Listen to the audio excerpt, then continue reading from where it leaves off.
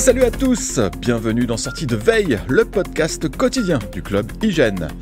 Apple pourrait profiter de l'occasion des iPhone 15 Pro pour changer complètement les boutons de volume et le commutateur du silencieux. Ça n'a l'air de rien, mais ça ouvre des horizons assez intéressants qu'on va explorer aujourd'hui dans le Flash Info. En deuxième partie d'émission, Anthony a plongé les yeux et les oreilles dans l'application Apple Music Classical. Que vaut le nouveau service de musique classique d'Apple ? Est-ce qu'elle est adaptée aux noobs et aux amateurs éclairés du genre ? Il va tout nous dire tout à l'heure. Nous sommes le jeudi 30 mars, voici les actus qu'il ne fallait pas manquer ce matin. On ne va pas se mentir, iOS 16.5 n'a pas l'air très riche en nouveautés. La première bêta qu'Apple a livrée cette semaine contient peu de changements, en tout cas de changements visibles. Il y a par contre une découverte intéressante dans le code de cette bêta pour l'application TV. Elle pourrait bien permettre de visionner jusqu'à 4 flux vidéo en même temps sous la forme d'une grille. L'idée du multiplex n'est pas franchement nouvelle, en fait c'est quelque chose qui est déjà très utilisé par les amateurs de sport, ça leur permet de suivre plusieurs matchs en simultané. Ou encore par les accros à l'actu pour regarder 4 chaînes d'infos en continu parce que, pourquoi pas. L'intérêt ici, c'est de voir qu'Apple travaille sur une telle fonction.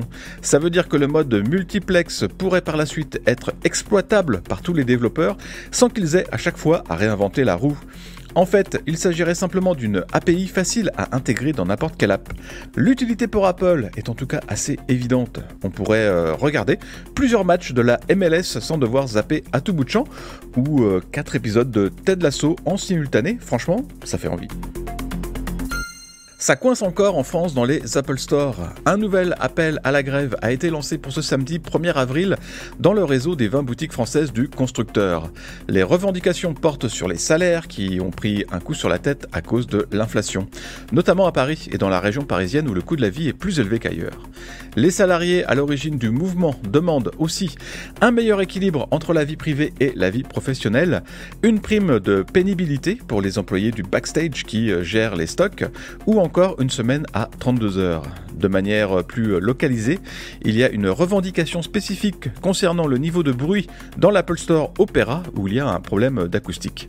Pour les utilisateurs, ce mouvement de grève ne devrait pas avoir trop d'impact puisqu'on ne connaît pas l'ampleur de la mobilisation, évidemment, et puis l'arrêt de travail devrait durer 3 heures. Mais ça pourrait quand même annuler des rendez-vous au Genius Bar ce samedi. Vu que le design de l'iPhone n'évolue plus que par petites touches, le moindre changement d'une génération à l'autre est scruté de très près. Et quand on parle de touches, ce n'est pas qu'une image. Une des nouveautés de l'iPhone 15 Pro et du Pro Max devrait en effet être un nouveau bouton pour le volume. Les boutons mécaniques, ce serait tout simplement du passé. Apple devrait les changer par des boutons tactiles avec des retours haptiques, un peu comme le bouton d'accueil Touch ID depuis l'iPhone 7. Il y a quand même 2 cas de figure qui risquent de se présenter. D'abord, quand l'iPhone est simplement éteint, les boutons resteraient quand même actifs, mais possiblement sans le retour haptique. L'autre scénario plausible, c'est lorsque la batterie du smartphone est complètement vide. Là aussi, les boutons resteraient actifs, mais cette fois sans aucun retour physique. Les nouveaux boutons tactiles seraient en fait connectés à une puce spécifique, elle-même reliée à une réserve d'énergie à part de la batterie.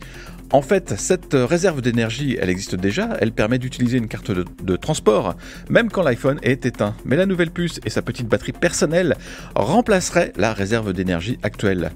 Oui, ça paraît bien compliqué, surdimensionné pour un bouton de volume, mais enfin, il faut ce qu'il faut. On va rester encore un peu sur cette histoire de bouton tactile puisque Apple pourrait faire un sort au commutateur sur la tranche. Vous savez, c'est ce gros bouton mécanique qui permet de passer l'iPhone en silencieux. Lui aussi pourrait bien devenir tactile sur l'iPhone 15 Pro et il y a même mieux que ça. Il s'agirait en fait d'un bouton programmable, un peu comme le bouton d'action de l'Apple Watch Ultra. On peut imaginer toutes sortes de possibilités, comme par exemple de prendre une photo simplement en touchant le bouton, ou encore d'activer la lampe torche, de prendre une capture d'écran, de lancer le mode ne pas déranger. Tenez, il serait même possible de mettre l'iPhone en silencieux. Soyons fous après tout. En tout cas, transformer ce commutateur idiot en bouton d'action, ça aurait beaucoup de sens. Et ça le rendrait vraiment pratique pour tous les gens qui se contentent de l'utiliser une seule fois après avoir acheté leur iPhone. Merci d'avoir écouté le Flash Info de sortie de veille. Si vous voulez écouter l'intégralité du podcast, vous pouvez vous abonner directement sur le Club Hygiène. Ça coûte 4,99€ par mois seulement et vous avez droit à des tas d'autres avantages, comme par exemple l'absence de publicité dans nos applications et à des contenus exclusifs en plus. Rendez-vous sur clubhygiène.fr.